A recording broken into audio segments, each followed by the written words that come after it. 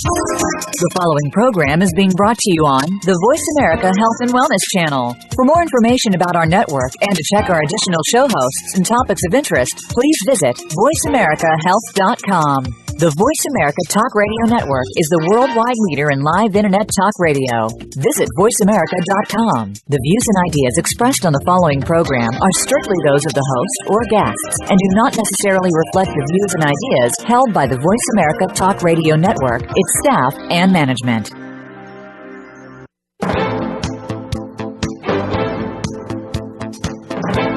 Welcome to Straight Talk with Sandra Reich. Are you trying to master the game of life without success? There are secrets and strategies to living your best life. We'll share some of them with you on today's show. Take advantage of this series to become an expert at relationships. All relationships. It's time to live the life that you deserve to live. Now, here's your host, Sandra Reich. Hi, everyone. This is Straight Talk with Sandra Reich, and I hope you had a very empowering week. Hope you'll call in with questions and comments or email us at info@helpforanxietydepression.com. Today, we have a really exciting topic. It seems to be on everyone's mind these days. Everywhere I go, people ask me this question: parenting. Oh my God. We sure don't get a manual on parenting. I have to say, I have 2 kids. I'm always looking for my manual. It doesn't exist. But although we don't have a manual, we do know a fair amount from research. So I thought what would be very cool today is to bring on a colleague of mine who is brilliant. I repeat, brilliant. She is a top couple family therapist, an expert of working with kids, a parenting expert, someone I adore, think very highly of, and can offer so much help on this topic. Solline, welcome to Straight Talk. Wow. Thank you for that intro, Sandra. Thank you so much for having me. And I have to start off by saying that I'm so happy of the kind of work that you're doing in reaching out to North America and sharing your wisdom, great advice that everyone needs, way beyond the scope of just being in an office. And the more information we put out there, the better it is for the world.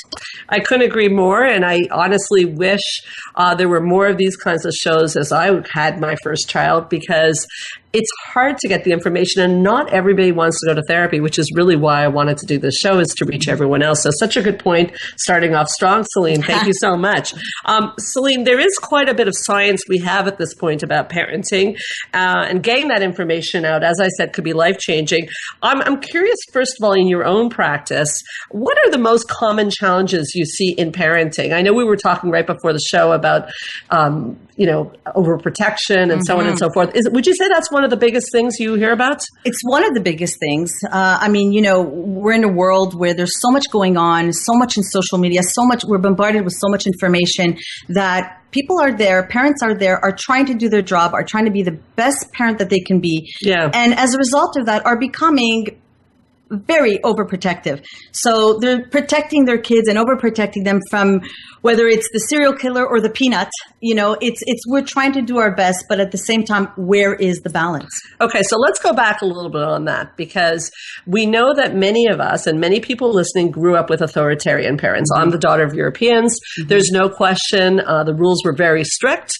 I'm pretty sure you grew up with a pretty straightforward rules, and the boundaries were there. Sometimes, in my case, I can't speak for you, they were sometimes over the top. I was joking to someone yesterday that I really actually thought there was only one radio station on the radio and it played opera all the time. Sorry, parents, but that's the truth. And so many people refer to those days as authoritarian parents, and we know that led to a lot of problems. So that was no good. Then we saw a shift in psychology of people starting to do something called laissez-faire parenting, which is almost anything goes. We don't want to be authoritarian. We want to be your buddy. We want to be your buddy. How often do people come into your office and say, I am my child's best friend? And alarm bells go off. Any therapist who hears that, alarm bells go off. Now, why do alarm bells go off? What's wrong with being my kid's best friend? I tell my kids all the time, you want to take me as a best friend, go ahead, but remember, I'm still your parent. Yeah. And I say to mine, to follow that up, and to my clients, is you'll have many friends in life, but you only get one set of parents. Right. I guess we think very alike. Okay. So you mentioned that's one part, the best friend thing. We'll talk a bit more about that, but I want to pick up right away where what you mentioned is what we call in psychology bubble wrapping kids, which, by the way, I run an anxiety clinic. I always joke, if people want me to make more money, keep bubble wrapping your kids, because it leads to anxiety. Now, what does it mean to bubble wrap, and why would it lead to anxiety? Okay, so if we can add to that, to the bubble wrapping, we also have the helicopter parent. Okay, the hovering, the being right on top, right there in their face, watching everything that they're doing, looking over the homework. Did they do this? Did they fill out this form, etc.? And the problem with that is that unfortunately, parents, in trying to help their kids, are going into an area where they're becoming a source of enabling. They're enabling their kids. So instead of helping, we're taking it too far to enabling, which means doing everything for your kid, that your child is not able to learn the tools to do it on their own. Okay, so let me see if I've got this right. Is when you talk about helicopter parenting, that's the parent who seems to be very caring. Yes, definitely. And their heart is in the right place, for sure. We have to say that. But in trying to do everything for their child is not learning themselves how to do things. And that's why you use the word enabling. Exactly. So without even realizing, instead of helping their child, they're actually disempowering their child. Exactly, because the child learns to rely on their parent, and they start to become insecure, that when they're faced with the situation where they have to make a decision, they're not even sure what to do, and they're turning around looking for the parent to tell them what to do. And so the parent becomes almost such a crutch that, and the parent, again, like you said before, they're just trying to do the right thing. They're caring and they're loving, but it's a very fine line, because the child then is not able to have the tools to make it on their own. And so therefore, that's when we can start to see children experiencing a lot of anxiety, as you know, and the expert on that. That's a big problem. Yeah, it is. And I can see that we're going to have to stay on this topic for a little while, because I want to bring it right now to the concept of resilience, which I'm really big on saying that the biggest gift you can give your child is resilience. And people say, well, why do you say that, Sandra? How about happiness? My answer is very simple. Happiness is like sunny days. It comes and it goes. But if I can give my child the gift of resilience, that they can handle the cloudy days as well as the sunny days, I've done my job. Now, I can't give them that gift if I'm always helicoptering and creating sun all the time for them, because they're not learning how to deal with obstacles, as you so well said.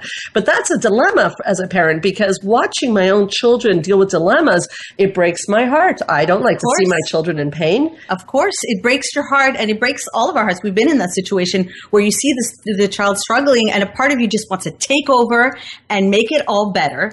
But at the same time, whether it's them coming to you and struggling with a topic in school or an issue with friends, and it's very quick to be able to say, well, why don't you tell them this, and why don't you do it this way? Especially therapists, therapist kids. Exactly. I mean, we're therapists. We want to just give them the answer. We know the answer. Exactly. We want to give them the tools. We know the answer. Let's just save them from the worry and the concern. However, it's really about, and this is an empowering tool for parents, is to become coaches. It's not giving them the answer, but leading them to an answer that they can derive on their own. So when you say coaching, I can't help but think of something that I tell clients to do often, which is to also give them choices. Absolutely. Because I know, we know in research that giving choices to children is very empowering to children. I love that word. Empowering. Yeah. Well, because they learn that they have the ability to make good or bad choices and learn from them. And why is it so important for them to learn from bad choices? I mean, I'm going to speak for everyone who's listening. I don't want my kid to suffer. I don't want my kid to suffer. Absolutely. I mean, my daughter wears this T-shirt, and she got this T-shirt, and it says, keep making mistakes. And I thought it was so cute. But really, that's what it's about, is that we learn from making mistakes. And so, yes, as a parent, we have the job to somehow make sure that the possible mistakes that they might make are not too costly and they're not dangerous ones. Okay, that's our job. Right. So if they say they want to jump off the bridge, you might want to intervene at that point. Okay, so we're clear. Just so we're clear. Definitely. But when a parent can be a good judge to understand and to see that, okay, this is a risk. This is something that will be a little bit unpleasant, but at the same time, they'll be okay. And even if they fail, they'll be fine. They'll learn from that experience. It's important for kids to experience a little bit of stress, but not too much that they become paralyzed by it. So that well-said description is resilience. Absolutely. That's what resilience is. Mm-hmm. The resilience, so we're clear, is the ability to deal with difficult situations and get through them. And even as an adult, that's how I deal with my life, because not every day is sunny. Absolutely. So, but I wish too. And don't we all? Yeah. But I have a trust, and I want my kids to have a trust that I can deal with the circumstances that have been thrown my way. Exactly. Now, you brought up anxiety. I'm going to say a few words on that before we go to the break, which is that the reason it causes anxiety, because people probably want to know, why does it cause anxiety? Well, anxiety is anticipatory in nature. So you anticipate bad things happening. So let's look at anxiety and resilience. If I know I can handle difficult situations and I have a fearful thought like, what if this happens? I can soothe myself by saying, I could probably handle it. Absolutely. If I don't have the ability to say I can handle it, my parent did everything for me, then the anxiety thought grows. And unfortunately, it grows a bit like a cancer cell. It spreads. And it paralyzes. And the next thing someone will do is avoid the situation. Mm-hmm. And like I was just saying last night, avoidance is the best friend of anxiety. Absolutely. You want to get more anxiety? Avoid something. Avoid. And you know what? And just to add to that also, self-soothing. It is such an important concept. I work with What is it? Self-soothing is finding ways to be able to self-soothe, to make yourself feel better, to be able to find the solutions from within. And I teach that, you and I also, we teach that to our clients all the time. But I think it's a very important tool to teach kids. And oftentimes when I see adults who are not able to self-soothe is because they haven't been able to be taught how to do it. So they come in and have no idea. So before we go to the break, Solline, I'm going to put you on the spot. Okay. What's a self-soothe a child could say to themselves when they're nervous about something? What could they say? Okay, what are my choices? What can I do? What are some of the things that I can do? Or what do I remember talking about my mom or my dad about of this situation when it happened before? Go back and find those examples that have helped. But obviously, to be able to come up for those examples, you have to have had the opportunities to discuss and have those discussions with your parents. So as parents, the best thing that you can do is to give your children some tools, help them know what to do when they're experiencing their anxiety, whether it's writing things down, whether it's take a break, pull away from those books and go run on the treadmill for 10 minutes, listen to some music, anything to distract, so that they learn that when they're in a stressful situation, pull back, take a deep breath so that you can better assess the situation and then have the tools of what to do. Great advice, Solline. This is Straight Talk with Sandra Reich. We'll be right back.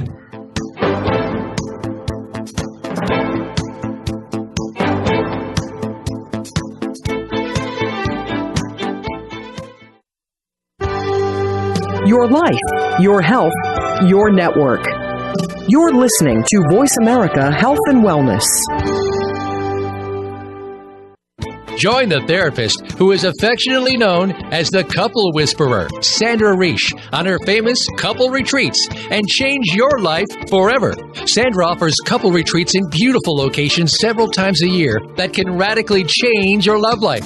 Couples describe her retreats as life-changing. Regain that loving feeling, bring your intimacy to a new level, and rediscover excitement and joy. Find out more at helpforanxietydepression.com or call 514-796-4357. We all want love and safety. Now you can have it. Call 514-796-4357 or helpforanxietydepression.com. Ladies, how about a luxurious weekend while learning to empower yourself? Join Straight Talk's Sandra Reich January 29th at a gorgeous spa in Quebec for 3 days and 2 nights of empowerment, growth, and decadence. delicious food, powerful learning, and much more. Life 2.0 The Retreat. Master how to command respect in your relationships. Learn about yourself and what is blocking you from living your best life. Meet other like-minded women and join in on the retreat that sells out year after year. Isn't it time you chose you? Call us at 514-796-4357. That's 514-796-4357. Don't miss your chance to change your life and relationships forever.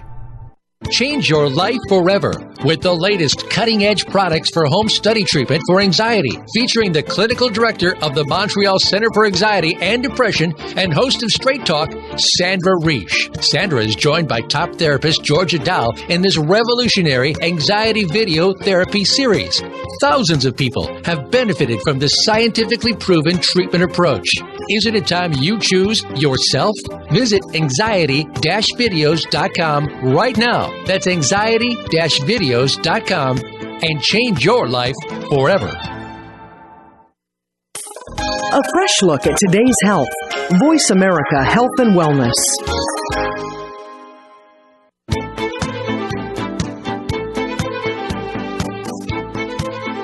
You are listening to Straight Talk with Sandra Reich. To connect with the program today, please call 1-866-472-5792. Again, that's 1-866-472-5792. You may also send an email to info@helpforanxietydepression.com. Now, back to Straight Talk. Here's Sandra Reich. So we're back, and I guess this topic really brings up things for people because I've got a few emails I want to get to. So I have an email from Jay from Montreal saying how much he's enjoying all the shows by Sandra Reich. Amazing stuff. Thank you so much, Jay. And he goes on to say, I'd love to hear Sandra and Solline talk about what steps they recommend young adults to ensure they're prepared for the responsibility and challenges of parenthood, specifically people who have been raised in families with poor boundaries or perhaps emotionally or physically unavailable parents and do not want to repeat the cycle with their children. Thank you, Jay. Jay, I want to thank you because wow, that is such an important question, because the problem is that our parents are our role models.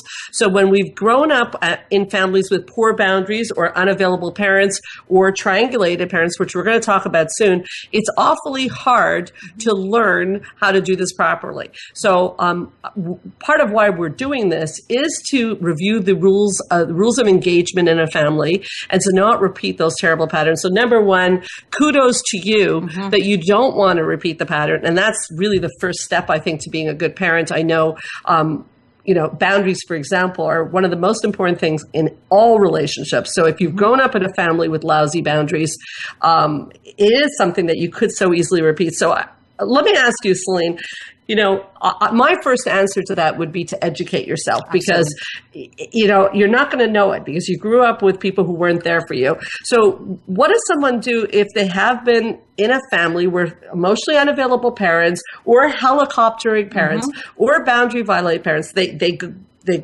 birth to a child and the first temptation is to do the exact same thing their parents do? How can they stop themselves? Well, I think, first of all, Jay, that's a great question. And I think it's important to talk about it because I do see that a lot in my office. Usually when couples come in or a young mother who just had a baby and comes into my office and will say to me, I do not want to become my parent. I do not want to repeat the patterns, that I've experienced growing up, and the lack of boundaries or the over-involvement. And they're quite aware. They're very aware of what they've experienced. They know it's created a lot of anxiety. They're oftentimes resentful of how it paralyzed them in their life, and they want to change. So the first step is awareness. So that's the first thing. The second thing is I do recommend is to explore the upbringing, explore the issues that you have experienced growing up.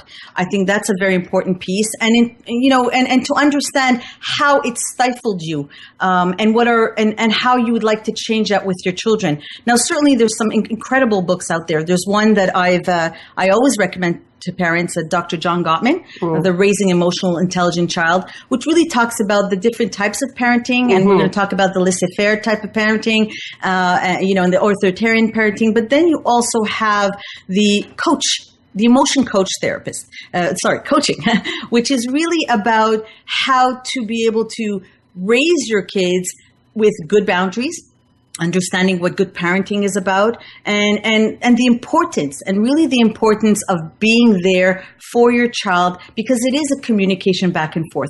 You're understanding and learning all about your child, and your child is trying to relate and learn about mom and dad and the rules and how it's going to work. I think you make such a good point, and I think that really was a starting point in my own life, is to look at I loved when you said that, to look at the things that impacted you negatively. Mm-hmm. So example, if you find yourself in relationships with people who are unavailable to you, you've got to be curious if you've grown up with unavailable parents. Yeah. And then you have to be curious also if you are attracting a repeat of that, or if you even have caught some of that. Or boundary violators are usually people who grew up in families with boundary violation. Mm-hmm. So you got to be curious about that. And I know that the difference between clients who nail it and change their lives, and people in general who change their lives from terrible backgrounds to becoming outstanding parents, are people who are curious and want to know more. I mean, I remember having many a conversation myself with you about some things that I grew up with, and I wanted to understand a bit better. And that was curiosity. And I think that we're often, I really admire Jay for writing in, and I wish he was on the phone, because we'd have so much to say to him and questions to ask. But I think sometimes people feel it has to be their destiny. They didn't get the greatest family, and this is what has to happen. And I sometimes even hear people saying, therefore, I'm not going to have a kid, because I'm going to definitely repeat the pattern and destroy him. I get that. I understand that, because you don't want to hurt the child the way and those end up being amazing parents. Often. Because they're so concerned that they will do everything they can to not repeat the pattern. And, just to add to what you were saying, aside from sometimes having an unavailable parent, when we talk about bubble wrapping and we talk about the helicopter parent, we're also looking at anxiety. We're looking at sometimes parents that were anxious and therefore can pass that on to the child. And then the child becomes very anxious, and then they grow up to be that anxious parent that becomes the overprotective parent as well. So they'll come into my office and say, I don't want to do that. I don't want to be there and just kind of take over my child's life, because I know what it feels like, and it was really hard, and I don't trust the world. But that's where we have to be careful, because then they can sometimes slip into, so I'm not going to get involved at all. That's right. Right. So it's finding the balance. It's moderation. I think that I'm going to, stay with Jay's question also for a little bit longer, because he brought up something very interesting that we wanted to talk about anyways. This concept of poor boundaries, it brings us right into something that we call triangulating. Oh, yeah. So triangulating in psychobabble language is when one parent fuses with a child, and somehow the child literally becomes part of a triangle. The triangle being mom, dad, and child. So at first you may hear that and say, well, I don't see why that's a problem. But picture a scenario where dad is emotionally unavailable, like the email from Jay. To mother. Mother, maybe not even around so much. And mom is getting very close with her son, and her son wants to be very good to her. It seems pretty innocent, and I'm sure it's meant innocently, and yet we call it triangulation, we call it dysfunctional. Why? Well, again, it's this, and like you said, you could see it with a mother and a son. I see it often with sometimes with a mother and a daughter, or a father and a son. Father and a son, exactly. They're it could all apply, but at the end of the day, what it is, and the reason it often happens, is again to compensate for what is not happening in the relationship, like you said. And so the problem with that is that the child starts to carry this burden. And if I tell you, I have seen children come in, I've seen a child come in literally paralyzed in a wheelchair. And I was really hesitant about taking on this child, because I thought this is candy. This is in a wheelchair. This is not therapy. And I had to double check with the doctor to know that this was purely psychological. And there was nothing wrong with this child. And when I brought in the parents to understand a little bit more what was going on, it was very clear to me that the paralysis of the child had a lot to do with the need to stay connected with the parent and to fulfill that role, so that the parent could feel that they belong and that they are needed in that relationship, because they don't feel needed in their own relationship with their partner. So let me really go explain that, because that's such a profoundly interesting case, and it's not like I haven't heard things like that before. Yeah. So I want to make sure it's very clear. Children have an incredible ability to know what parents need. Mm-hmm. So they unconsciously will do whatever the parent wants. Keyword, unconsciously. It is not done on purpose. So if parent needs child to stay dependent on parents, child will stay dependent on parents. Mm-hmm. And that's a problem. And that's a problem in particular for the child, which is why when we hear stories about this kind of triangulation, the first thing, I know you do the same, the first thing we wonder about is, how's the marriage going? Absolutely. It's the same as like when we hear children are sleeping in the bed of the parents. Oh boy. Every therapist will say, uh-oh. Yeah. Okay. And a lot of people listening are going to say, what's with these two? What's wrong with them? Okay. Why do we say, uh-oh? And why do we often wonder if there's a marital problem when child is in bed? Let me, I think we need to clarify, as well, is that I am all for my kids jumping in my bed early in the morning, running in, jumping in, and kind of having some time with the parents and connecting. I think that's wonderful and that's beautiful. So we're certainly not saying that having some quality time and hanging out, in the parent's bed, is a problem. The problem is when the child has set tent in the bed, in between the parents, okay? And that the child is invited in. The mother sometimes, the father sometimes, and they will have very valid reasons, is that, he's not sleeping well, we got to bring him, he's been throwing up, we got to bring him in, and then he never leaves. Okay. And then the parent will tell me, I know he has to go and I have to leave, he's got to leave and I got to make those changes, etc. So then I go into asking, well, tell me a little bit about the couple. And then the eyes start rolling and then we start to see the discomfort. And then we start to understand that the child, as long as the child's in bed, nothing's happening that night. Like you're talking about intimacy. No intimacy is happening. Okay. And so that becomes the purpose. And unconsciously, the child becomes the excuse for the lack of intimacy. Absolutely. And unconsciously, the child learns to take on a role to protect whoever wants the child in bed. So you're even talking about something we'll have to talk about on another show called an identified child, where the child has to continue to be afraid so that they can protect the parent who doesn't want intimacy. Exactly. And pretty deep stuff. Very deep. And, we gave an extreme case of paralysis, but let's, of a child being paralyzed, but we could certainly talk about that the child will act out in different ways. They will start seeing eating disorders, sleep problems, acting out in school. And these are all ways that the child will express the issue that they're experiencing in being that parentified child. Brilliant. Solline, we're going to talk about this a little bit more, but we have a call. We have Cindy from Montreal on the line. Hi, Cindy. Hi. I'm hoping you can help me out. Oh, sure. With pleasure. How's it going, Cindy? Well, I have a little boy. He's 7, and I'm having a really hard time having him follow the rules of the house. He gets really angry, throws fits, and I'm just having a real hard time coping. Okay, well, I'm so glad you called, Cindy, because we were about to talk about boundaries, and boundaries is definitely where we're going to go here. I'm going to hand this over to Solline, but I'm going to start for a question with you. How are you with boundaries and consequences? Well, I think I've tried everything, sometimes I'll take away some of his toys. Sometimes I'll put him to bed early. I think that I've tried it all. Okay, Solline, what is she to do? She sounds like she's having a really hard time. Yeah, I mean, she sounds like she's really desperate for answers and want to get help. Let me ask you a question as well, is that, when you do set those boundaries and you do kind of set some limits, what do you feel inside as you're doing it? I feel horrible, He's upset, he gets angry, I'm stressed. And how does that make you feel? Guilty. Okay. Guilty. Okay. And that's often the case with parents trying to set boundaries with their children, is that they so much don't want to be the bad parent. And when the guilt kicks in, that's the problem, is the guilt will cause them to fail in following a certain protocol because they don't have the energy to feel that they've been a disappointment to their child. Now, certainly what I would tell you, one of the key points that I'm always emphasizing couples or families is that when you're deciding on a certain strategy with your child, you have to be consistent, right, Sandra? I mean, if you're not consistent in whatever strategy you're going to use, when parents tell me, I've tried it and it doesn't work, I always ask, for how long did you try? Cindy, do you find you're consistent with your boundaries and consequences? Yeah, I thought that I was, but I might not be. I think I feel you get really angry and really upset, and my parents were so hard on me. I don't want him to have to suffer the way I did. Oh, you sound like a very, very heartfelt parent, I have to say that.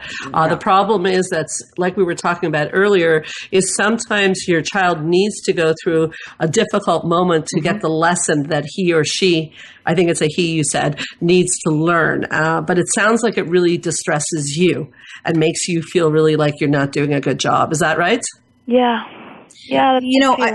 I think it's important also that you understand that setting boundaries, no matter how uncomfortable it is, what you have to remember is that it is the right thing to do for your child. I certainly have been in situations where with my own child, where it was almost so tempting to just give in and to just say, you know what, forget about it. I can't deal with this. It's enough. But then what keeps me going is really about understanding about, by doing this boundary, what will I teach my child? And the lesson is more important. So even though you will experience discomfort, and your child will experience discomfort as well, what's important is that through that you will feel empowered because he will start to listen to you, and your child will respect you as well. And more importantly is that you will feel more empowered in your child rearing, with your child, because clearly this is something that's affecting you, and you certainly don't want to repeat any patterns.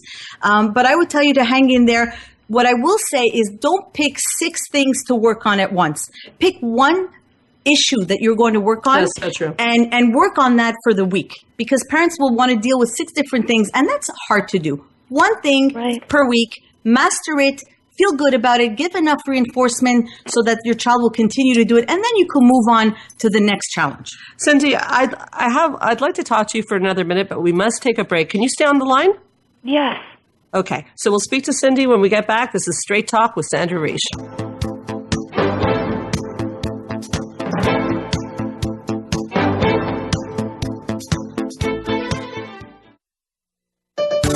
Your life, your health, your network. You're listening to Voice America Health and Wellness. Ladies, how about a luxurious weekend while learning to empower yourself? Join Straight Talk's Sandra Reich January 29th at a gorgeous spa in Quebec for 3 days and 2 nights of empowerment, growth, and decadence. Delicious food, powerful learning, and much more. Life 2.0 The Retreat. Master how to command respect in your relationships. Learn about yourself and what is blocking you from living your best life. Meet other like-minded women and join in on the retreat that sells out year after year. Isn't it time you chose you? Call us at 514-796-4357. That's 514-796-4357. Don't miss your chance to change your life and relationships forever. Change your life forever with the latest cutting-edge products for home study treatment for anxiety, featuring the clinical director of the Montreal Center for Anxiety and Depression and host of Straight Talk, Sandra Reich. Sandra is joined by top therapist Georgia Dow in this revolutionary anxiety video therapy series. Thousands of people have benefited from this scientifically proven treatment approach. Isn't it time you choose yourself? Visit anxiety-videos.com right now. That's anxiety-videos.com and change your life forever. Join the therapist who is affectionately known as the Couple Whisperer, Sandra Reich, on her famous couple retreats and change your life forever.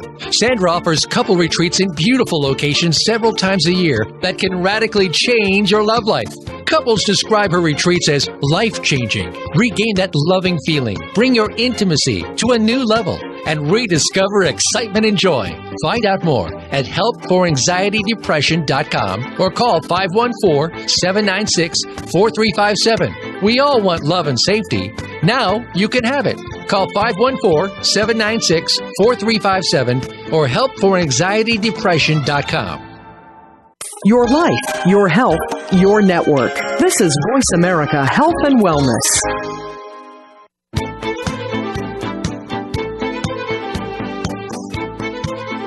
You are listening to Straight Talk with Sandra Reich. To connect with the program today, please call 1-866-472-5792. Again, that's 1-866-472-5792. You may also send an email to info@helpforanxietydepression.com. Now, back to Straight Talk. Here's Sandra Reich. So, Cindy, thank you for holding on. There's something about the way you're talking that I feel you're so representative of so many people. So I just want you to know you're helping so many people out there. So I really appreciate the call. Thank you. Cindy, I was thinking of something I wanted to say to you. Can you imagine if the world all of a sudden had no stop signs and no speed limits and no rules, what that would feel like? It would be chaos. So when we don't put boundaries on our children consistently, it's like having no police. It's chaos. So I know you feel bad when you're doing this, but actually you're creating a safe environment for your kid by offering predictable consequences. Just like, although I don't love the police, I am very grateful they exist. Does that make sense? Yes. Yeah. And, what I'm going to add to that is I certainly have seen some teenagers come into my office with parents who didn't do the boundaries and kind of had the very laissez-faire, which means a very kind of laid-back attitude about parenting. And I can't tell you how many times they've told me that I wish my parent had set some limits. I wish my parents had told me sometimes, no, you can't do this, and I'm worried about your safety, etc. And I think that, I want you to remember that when you're working with your little sweet little kid right now, that this is what he needs. And as Sandra said, it may be tough and he may be rebelling and he may have a hard time with it, as you will too. But remember that it's a gift. The gift at the end is going to be that he'll appreciate you more, and you're teaching something really important about healthy boundaries. Cindy, does that help? Thank you so much. That makes me feel much less guilty that I'm not doing the wrong thing. And I'm going to try to listen to what you've given me, and thank you both so much. I think that's really going to help me, be a better mom to my little boy. Well, we thank you, and I hope you'll call us back in a few weeks and let us know how it's going. I'd love to know. I will do that. Thank you, Cindy. Thank you both. Thank you so much. Thanks for calling. I think Cindy did such a good deed by calling it, because you could hear it in her voice. And I think we've both had moments. Absolutely. I think every parent has had those moments. And, had one, I think, last week where, my child was very upset, and I know this, and I know rescuing her is not a good idea, but seeing her in such pain, it just felt like I've got to remind her that I love her. And I think I want to bring up that point, is that boundaries and loving someone are not exclusive. Absolutely. Meaning, we even have a rule in our house, even between my husband and I, that if there's any dissension between us, and the same with our kids, that we remind each other that we still love each other. Absolutely. Loving someone and putting a limit on someone are not mutually exclusive. It's, I still love you, but you can't talk to me this way. Exactly. And I think that's so important what you're saying, that because oftentimes that's what parents feel guilty about, is that they're so worried that the child will feel that they are not loved. And I think constant reinforcement and never to forget to keep reminding your child that you do love them, whether they're 6 or 12, 18 or 40, you're going to still keep doing that. But boundaries remain boundaries at any point in life. You're going to need to have them. And it's very important, because those same boundaries you're going to need in your own relationship as well. Right, Sandra? I do. And I think that, you're a couple therapist, and I want to start to talk about the couple in a moment. But I think it's the same thing. I think that often we express things that we don't like something in our child or our partner. Yeah. And it's not that we don't like the child or the partner, it's that we don't like the behavior. So I also think language is important. So you say to your child, this behavior is unacceptable, not, God forbid, you are unacceptable, because that's a whole set of new problems. So please, I'm going to repeat that. It's the behavior that's unacceptable. So then the child sometimes will say, I know it's happened to me. I hate to admit. The child will say, oh, you just don't like me. No. Actually, we love you. But the behavior you just did is not okay. So please, let's distinguish between behavior and the whole person, both with couples and children. So that's going to lead me into a very important question that I have for you, which is about couples. You're an expert in couples.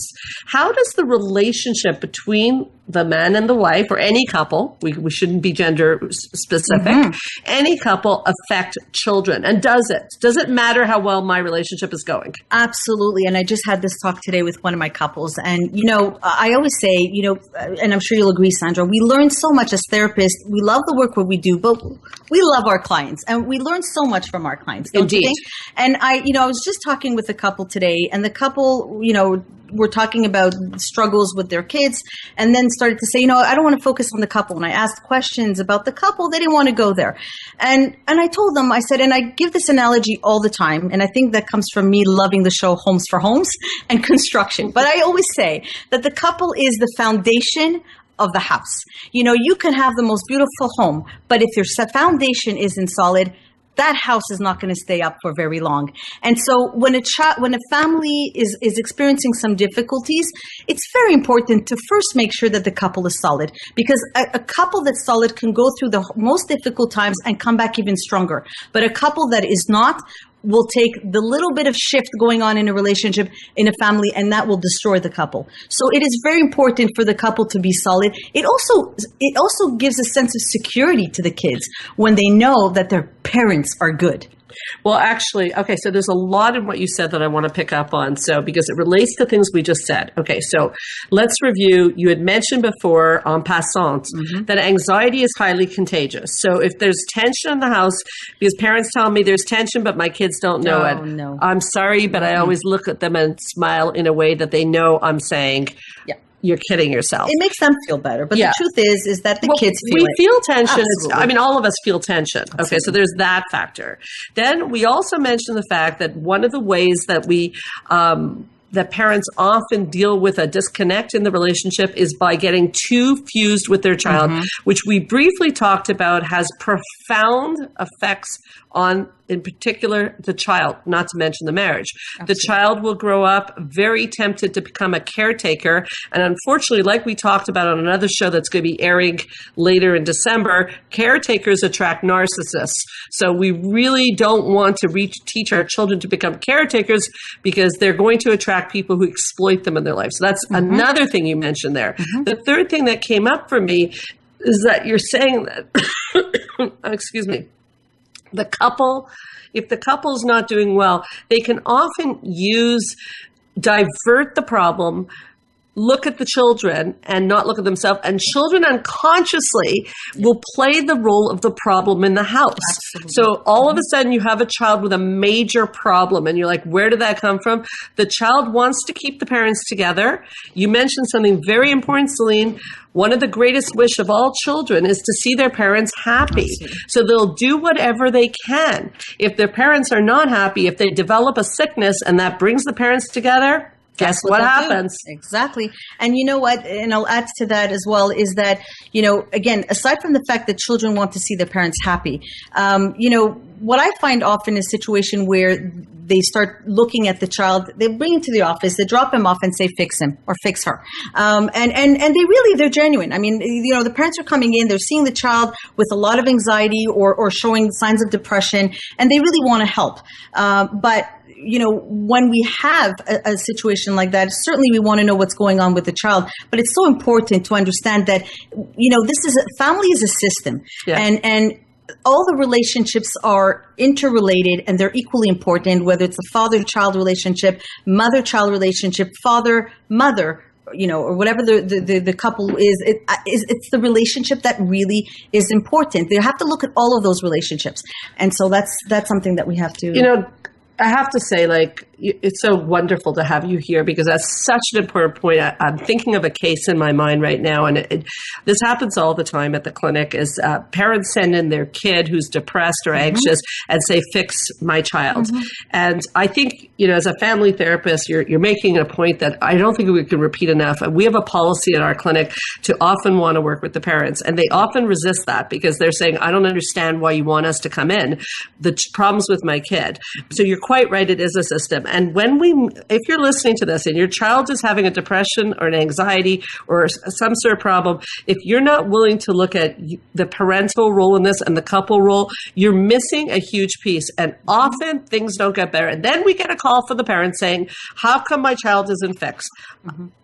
We can't do that. The system's flawed. Absolutely. And we can try to help them as much as possible and give them the tools. But if they go back home to a system that is flawed, they go right back into the dance, into the role that they are put right back in that kind of place. And that's a problem, and that's dangerous. And I think that, we're both parents, and all of us are very sensitive to hear about our parenting. But I would like to believe, and I'm sure you feel the same way, that if my child was in trouble, and a therapist or someone told me, come into the office because I think it has something to do with your relationship and your family, I'd like to believe I can put my ego aside. And I know it's very hard to do that, but we all want our children to thrive, so let's not take it so personally. There is no such thing as perfect parenting, so it's nothing to get alarmed about. Right. And Sandra, you use the perfect word, is the ego. At the end of the day, you have to decide what's more important, for you to look good or for your child to get the help that they need. And so putting the ego aside is the biggest gift that you can give to your child, because it's about saying that my child is important, more important than my ego, and I will do whatever it takes to help the child. And just to give hope to any parentified children, these are the children who were brought into inappropriate roles with their parents, became the best friend, heard about their parents' sex life, heard things they shouldn't have heard. I want you to keep in mind that if your parents are not willing to do the work in therapy, there is still hope, but you have to be able to we all as children want to protect and defend our parents, and sometimes part of the work is to also acknowledge that there were mistakes made. Parents are just humans. It's okay. We're going to have to take a break, but we'll be right back with Straight Talk with Sandra Reich.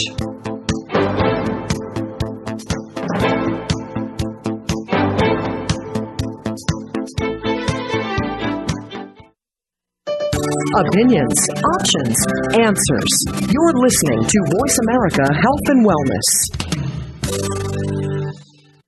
Join the therapist who is affectionately known as the Couple Whisperer, Sandra Reich, on her famous couple retreats, and change your life forever. Sandra offers couple retreats in beautiful locations several times a year that can radically change your love life. Couples describe her retreats as life-changing. Regain that loving feeling, bring your intimacy to a new level, and rediscover excitement and joy. Find out more at helpforanxietydepression.com or call 514-796-4357. We all want love and safety.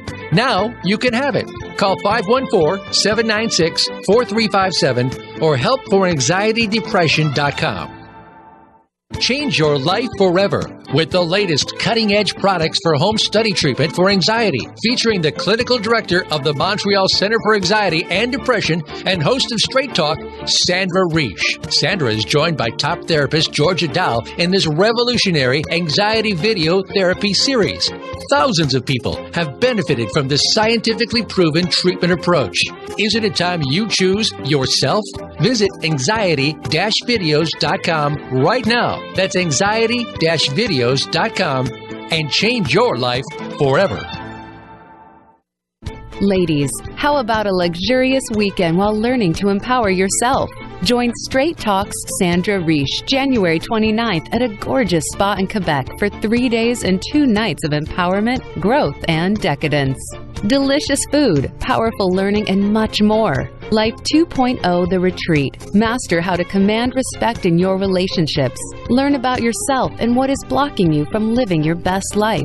Meet other like-minded women and join in on the retreat that sells out year after year. Isn't it time you chose you? Call us at 514-796-4357. That's 514-796-4357. Don't miss your chance to change your life and relationships forever.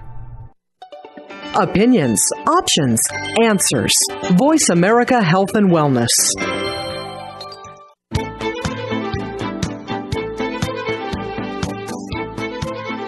You are listening to Straight Talk with Sandra Reich. To connect with the program today, please call 1-866-472-5792. Again, that's 1-866-472-5792. 472-5792. You may also send an email to info@helpforanxietydepression.com. Now, back to Straight Talk. Here's Sandra Reich.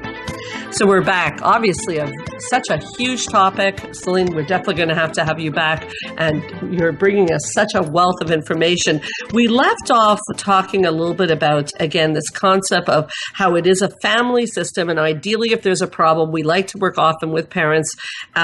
We also were starting to talk about how children naturally want to see parents as gods, and they want to protect. This is the biggest problem I have in my office. They don't want to criticize their parents. They don't want to say anything bad about them, but that often leaves them stuck. And you were telling me something on the break that you felt was really important. Go for it. Yes, I think it's really important because it's not just with kids, but it's also with adults, who are still kids. They're still children to their parents. We're all someone's child. Exactly. And I think it's important that, when you've had such an important role in that family, it's very hard to break away from it. And there's a lot of guilt that comes with it. And one thing that is really important to remember is as you pull away, you're not pulling away from the love that you have for that parent. You are pulling away from the over-involvement that you have with that parent. And that's a big difference. So being still part of their life, having a good relationship, but understanding where that boundary is so that you don't step over will not only help you in becoming your true self, but it will also help the parent to get the help that they need because they can no longer rely on you for that help. Such an important point. Let me give a concrete example of this. So, example, your parent is talking to you about their love life, which is a boundary violation because parents can call up friends to talk about their love life. They can talk to their partner, but it's not really something that any kid wants to hear about. But yet you're a kid of a parent and you feel like it's cool and whatever, and you learn that this is a boundary violation. So next time your parent brings up something about your father or your mother, or they've had a fight and they want you to take sides, if you were to say to your parent, you know what, I don't want to get involved in this. I love you, I support you, but I don't want to get involved. You are not breaking up with your parent, but you're actually, Solline's right, you're allowing your parent to have to do the work they need to do as opposed to coming to you. And again, that is a triangle, and it's also you started the show on this word, Solline. It's enabling because they're not going to get the help. How many times have I heard cases where somebody's getting help from someone, whether it's a parent to a child, a friend to a friend, where someone suggests go to a therapist and they say, why should I go to the therapist?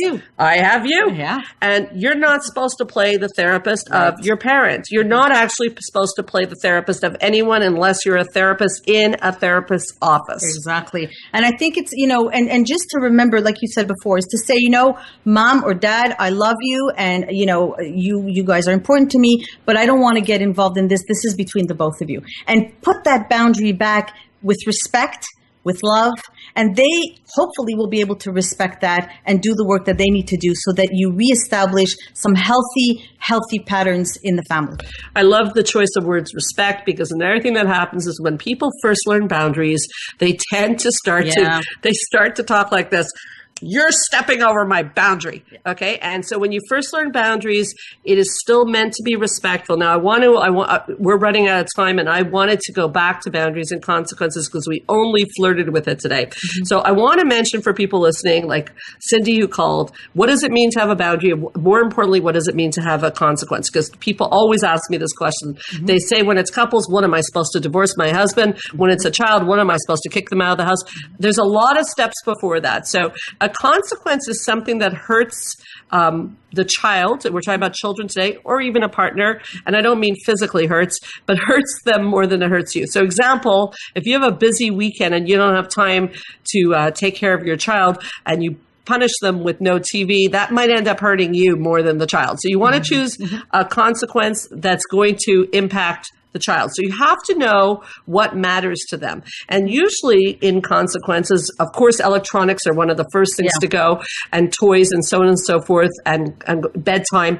But one of the main things people forget is one of the biggest consequences you have is yourself. Okay? children or partners, they want you. So I just want to mention that the consequence has to be specific and consistent. Big so time. If you say you're going to take away an iPod and then 15 minutes later you give it back, you've actually not only reinforced the behavior, the bad behavior, but it's actually going to increase. Is that right, Solline? Absolutely. And I think that's one of the biggest issues that I see in therapy is it's not so much that they don't try to set the boundaries and create the consequence, but it's about the consistency, not being consistent. And you have to do a behavior, more than 3 times so that it becomes understood. So you got to be consistent 2-3 times. After the 4th time, usually you start to see a change and the child gets it. And I think it's really important to remember that, as well, is that also catch your kids being good. We want to provide, consequences when the child is misbehaving, but I think it's also so powerful to also when they're doing good, when they're doing well. I mean, it would be nice to be stopped by a police officer to tell us how wonderful our driving is. I would love that. That's not the case. But the truth is that, you know what? It's empowering. It feels good. And that's what we have to do. You brought with up our the kids. police again. I have to say. You have a thing for policemen? What is that? No, I don't know. But I do have to say that human nature, not just your children, is to push boundaries. Yes. Your policeman gives you a ticket for a few weeks. You stop at the stop sign. You go right back. Really so your good. children are not bad.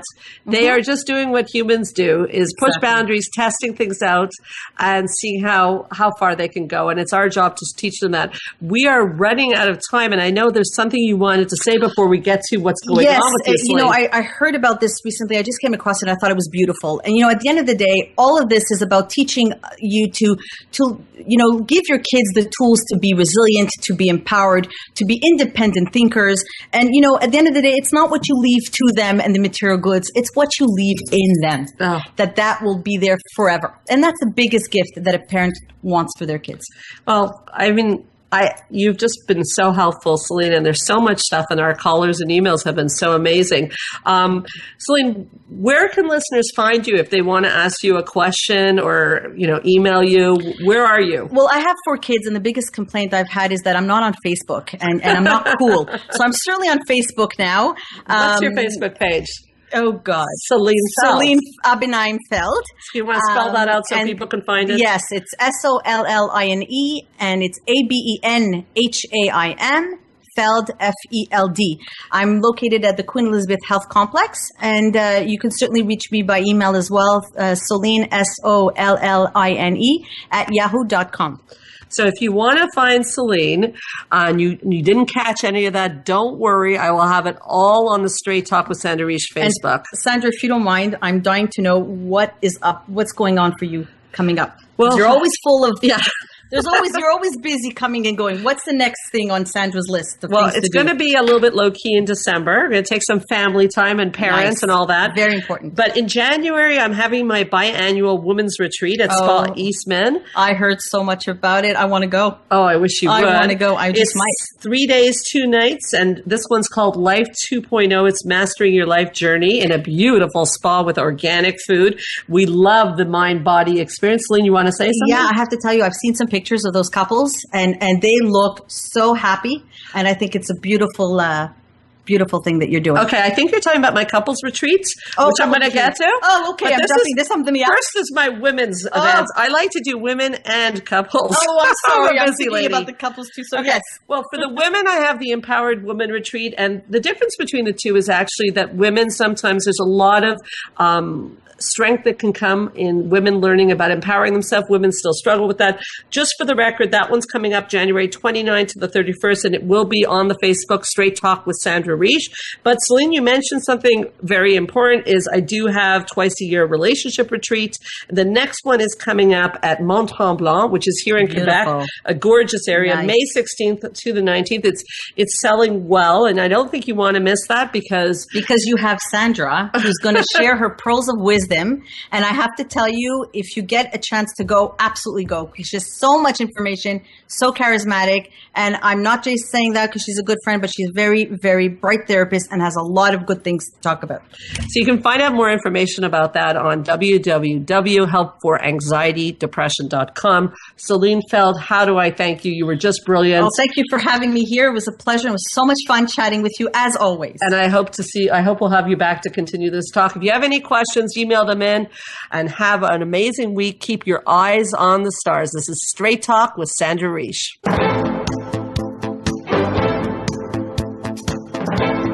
Thank you for listening to Straight Talk with Sandra Reich. We hope you've enjoyed today's show, and we'll tune in again next Thursday at 3 p.m. Pacific Time, 6 p.m. Eastern Time on the Voice America Health and Wellness Channel. Now, go live your best life.